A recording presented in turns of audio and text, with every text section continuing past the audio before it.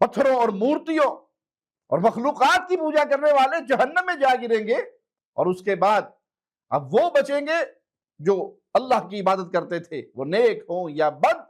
اور اہل کتاب کے بعد کے دور کے کچھ لوگ، پھر یہودیوں کو بلایا جائے گا اور ان سے کہا جائے گا تم کس کی عبادت کرتے تھے؟ تو وہ جواب میں کہیں گے کہ ہم اللہ کے بیٹے عزیر کی۔ تو انہیں کہا جائے گا کذبتم ما اتخذ اللہ من صاحبہ ولا ولد، جھوٹ بولتے ہو تم، اللہ کی تو کوئی بیوی نہیں، نہ ہی اس نے کسی کو بیٹا پکڑا۔ فماذا تبغون، اب تم کوئی حاجت ہے تو بتاؤ۔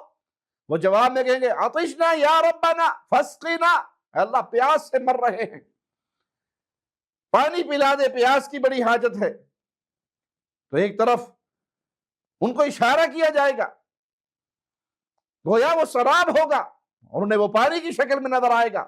فَيُحْشَرُونَ إِلَى النَّارِ، حقیقت میں وہ آگ کی طرف دھکیل دیے جائیں گے اور ایک دوسرے کے اوپر گرتے پڑتے وہ آگ کے حوالے ہو جائیں گے۔